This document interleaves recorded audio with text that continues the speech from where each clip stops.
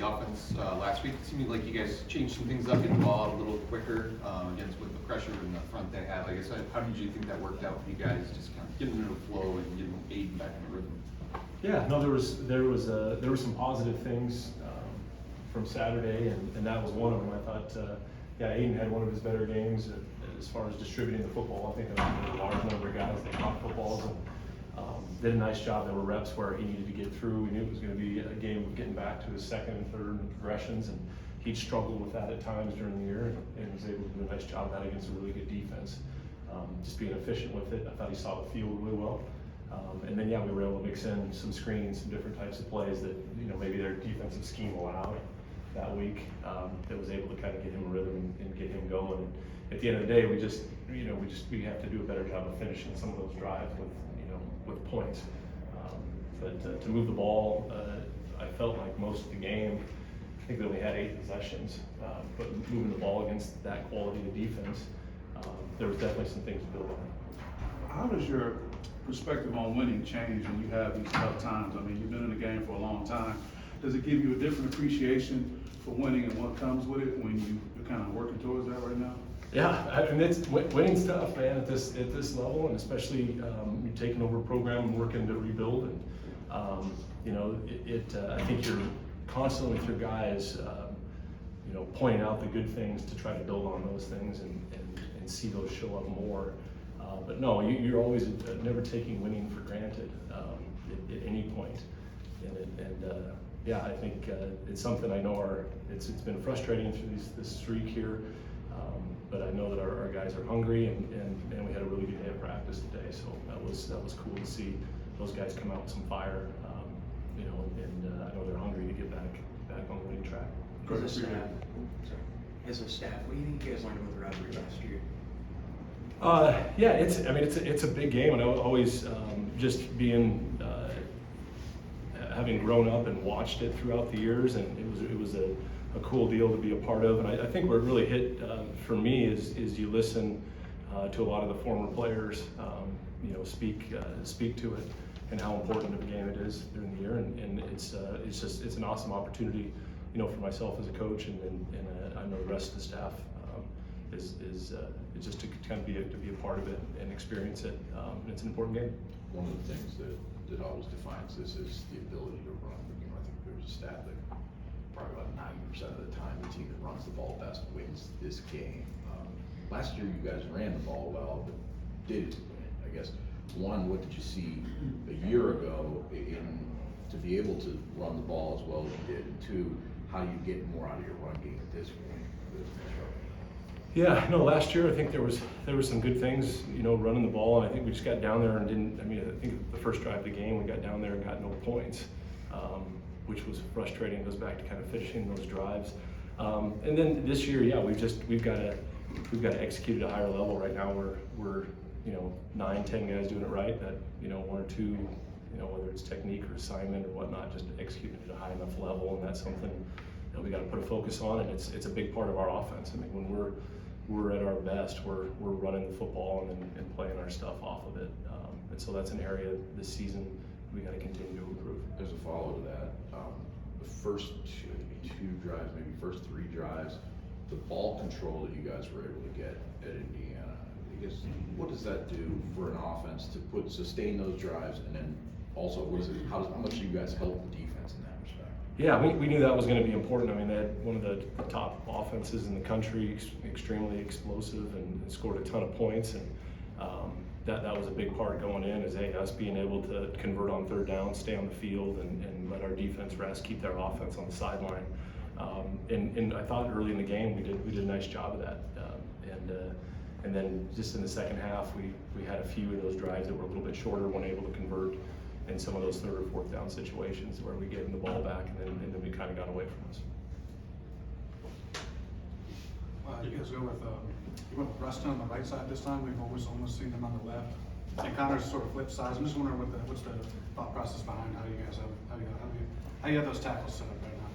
Yeah, no, and I kind of defer to Jim on that, and he's with those guys all the time, and he's going to put those guys in the position to where he feels like we have the best chance to move the football. And I think right now, with the injuries that we have, I know that he's kind of trying some different combinations and trying to get guys in comfortable spots.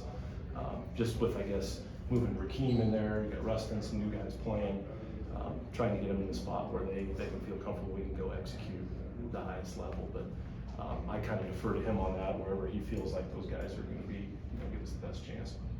With Elijah, I think we saw a little more of Elijah earlier last week. Was that a matchup type thing, or is that something else where he's excelling more? Or? Yeah, no, he's been practicing well, and I think, sometimes some of the plays get personnel to where maybe a little bit more of his got called earlier in the game that he was kind of tied to.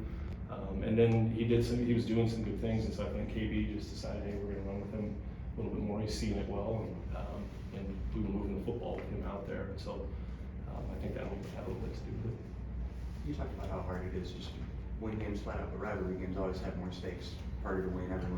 No one's going to take a game like that light. But in terms of the way the season's gone and the losses that have stacked up, what would it mean if you got this win, just to have it come in a rivalry and to take control of that aspect of it? Yeah, no, and it's a big game. This is a big game. Anytime you get a victory in a big game like that, I think it can change the momentum of where the program's headed. And yeah, it's a huge game for us, and an awesome opportunity to go beat a really good football team at home. I think would be a big deal for our guys. Jonathan talked about, using some of the rivalry as, I guess, fire and fuel in a way. Do you guys talk about what happened at the end of that game last year? And I think more so from your side, do you talk about maintaining the composure to prevent something like that from happening? Yeah, I know John, he touched on it after the game, I know last season. I think for us, it's just, it's a big game, it's an intense, rivalry that way, and but ultimately we want to, try to win it on the field and in between the whistles that way, and go execute at a high level that way. That's been the focus, I guess, in our When you talk to former players, is that stuff that they bring up, some of the extracurriculars that end up happening? Because it seems like over the last maybe 6 or 7 years, that's kind of grown and become more magnified. Yeah, I mean, guys come back, they're passionate about it, and that gets brought up. And I think, for us as coaches, though, it's ultimately like we've got to get our guys focused on going to execute our game plan at a high level, and not worry about that stuff. Watching back on the broadcast, they mentioned pretty early that somebody I guess had mentioned that there was a plan to maybe get Alessio in that last game at a certain point.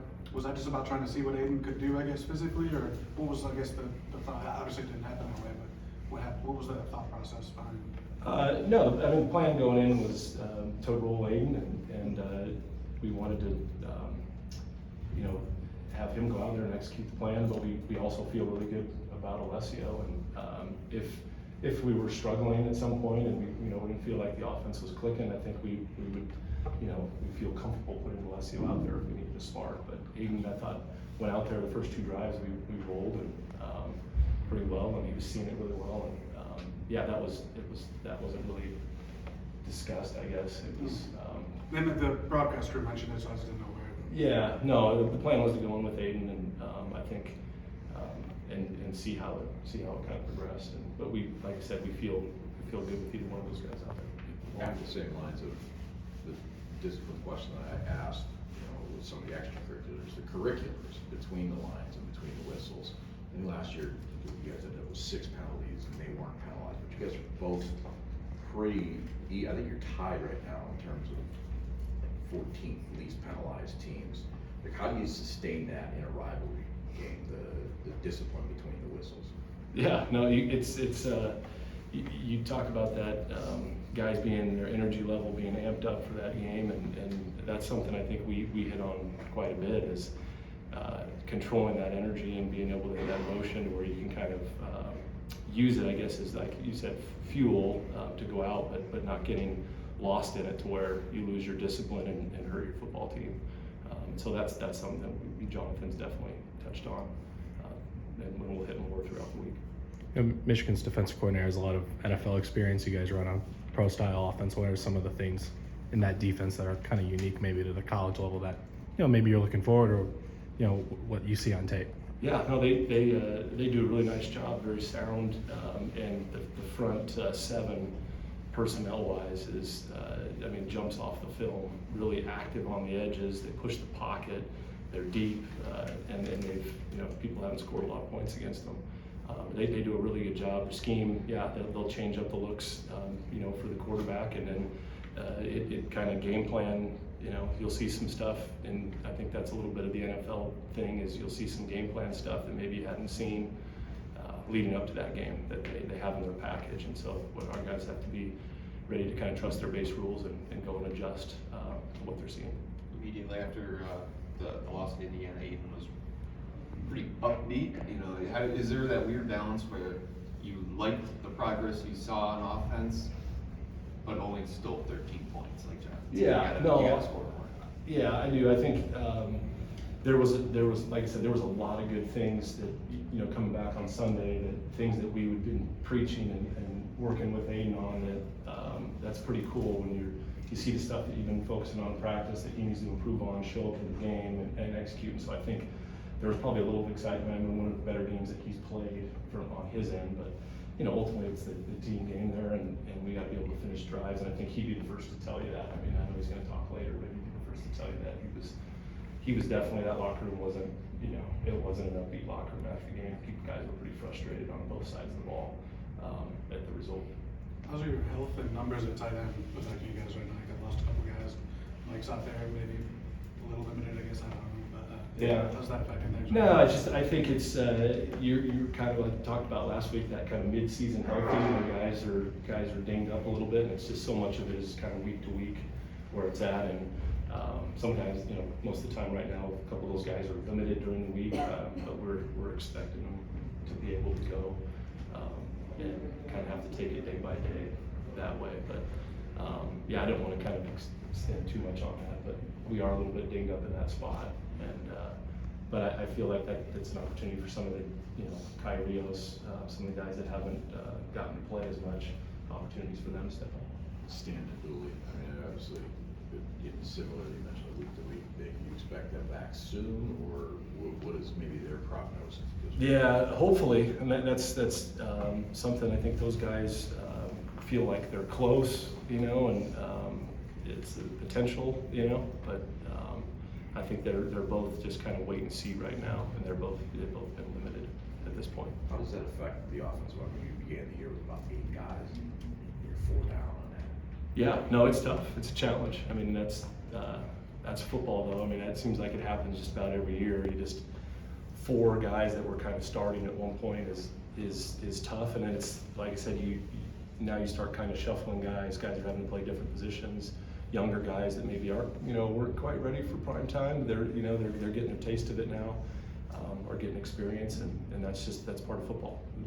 These guys have got to step up and get ready to roll. Last one for Coach Lindgren. Anything else? The run game has hard to get traction in some of these defenses, but do you see any progress there?